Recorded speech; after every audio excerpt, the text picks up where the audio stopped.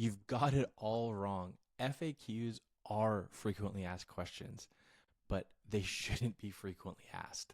That's the whole point of having a great website, of having really good content marketing, so that those questions no longer need to be asked.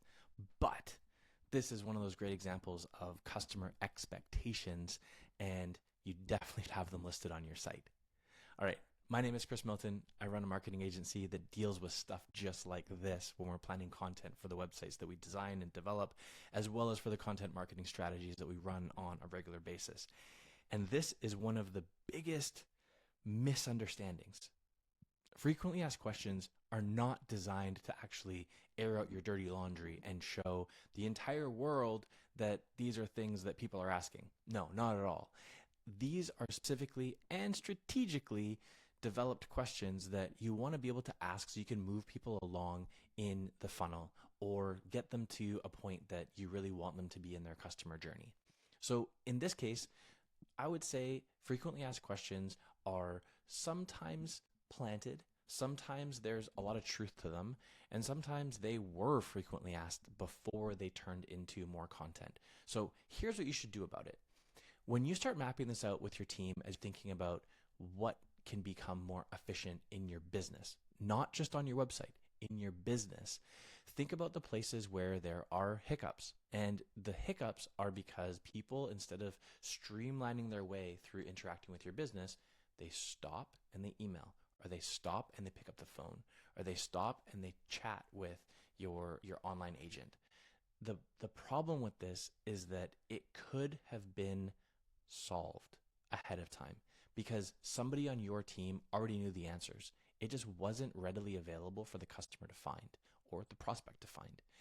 Sometimes this might not be something that you want to disclose, and so you can kind of ignore this part if it has to do with pricing or policies or anything legal, and it might be too specific. You can't solve this 100% of the time.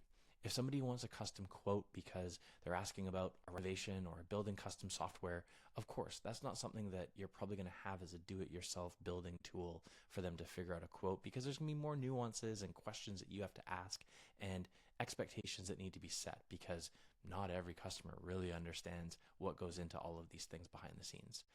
But that is kind of the idea, to get you onto this list. The list itself should be really, really long. Half of them will probably just be better off as blog posts. The other half, maybe they'll be really good FAQs, but it depends on how you answer them. So let's start thinking about what are your top 5 pain points.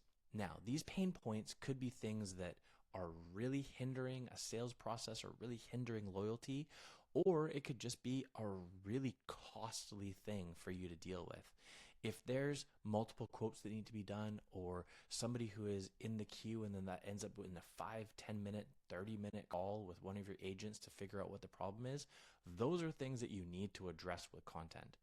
Those are things that you can address based on your FAQ, giving a simple answer, and then linking to a much more thorough resource, whether that's a post, whether that's a downloadable or a user guide or something like that. Your FAQs are the starting point. And it's because customers are already trained to look for them. The places that people have them on their website is also scattered based on where they are in the life cycle journey. In some points, you'll see FAQs that are related to shipping and returns and product information or size guides that are in the cart before somebody checks out, because you're trying to prevent the sale from going through that leads to a refund or an exchange. That totally makes sense, because that information might not be relevant to somebody who's already buying from you on a regular basis. They don't need to see it. They're ready to just buy. On the other hand, talking about what needs to be done for the care of the garment. Yes, that's on your product page, but that FAQ is also about post-sale and maybe around how to take care of certain things within certain environments or what you might be doing with them. That's something that should be more of a support question.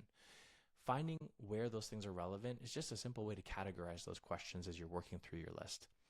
Then looking at how you answer each of those things. And do you have a tool?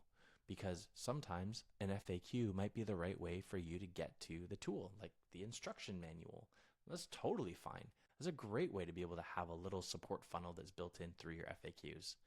The other part of it is, does this need an explainer video? Does this need a long form explanation or something that can be done step by step by step? Most of it, if that's a yes, that's a great opportunity for you to be able to have more dynamic content that you create that's for your website, also for a YouTube channel, even if it's unlisted. But it's more information that Google actually loves. They love showing multimedia in many different ways.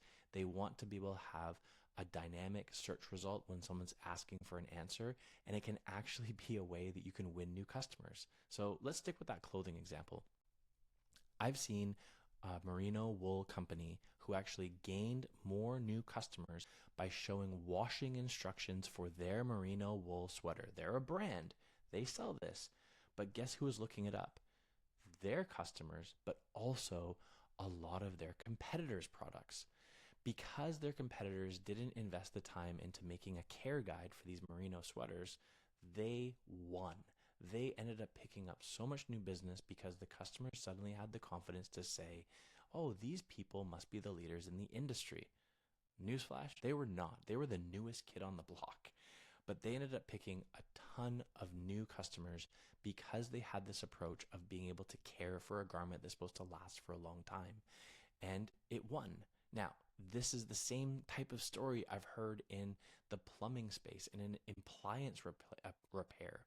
The people who actually saved their customers a service call are the ones that have more loyal customers. It's wild. I was talking to a repair guy the other day, and he was saying, some lady called me when she needed somebody to come and install her new dishwasher because 3 years ago, I helped her save said dishwasher with one of my YouTube videos, and she never had to call a repairman because my little video gave her the tool and the way to fix it. And so she wrote down my number, and when it came to install this new one, because that old one finally broke, she called me. I was like, wow.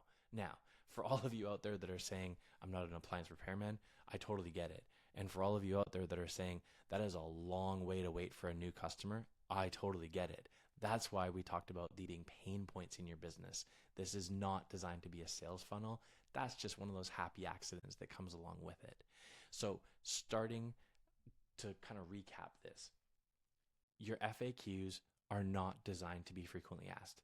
If they are things that are frequently asked, that's great. Answer them, create content, answer those questions ahead of time so that you alleviate how much manual time gets sucked into answering these questions again and again. However, you can create predictive content that is designed to answer questions where you typically see people get hung up, or there's more resources that need to be created to help make that process smooth. Remember, everything that you do with your customer interaction is about frictionless opportunities. How can you make it easier for people to pay? How can you make it easier for them to contact you? How can you make it easier for them to get more information? These are the things that you want to be able to focus on so that you can get back to doing work that you know can't be replaced by you and your team. And so by creating these things, you certainly should be publishing the ones that you come up with as quickly as possible and get more information that's out there. Your FAQ can turn into an awesome content marketing strategy by having a question that's answered every week, every day on social media.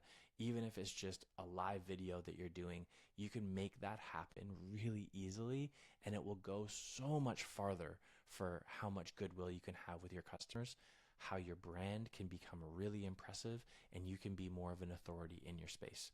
I hope this is something that impacts your business and you come back to look at this again when you start to build more content. And if you're looking to have even more success with your content marketing and turning your website into an asset for your business, take a look at things that are in the Tactics Marketing playlist. Look at more episodes that are there.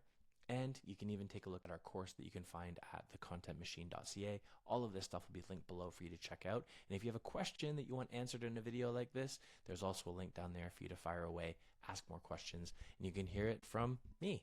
So thank you for watching today, and I hope you enjoy everything that has to do with about impacting your business and growing with your digital marketing. All right, until next time.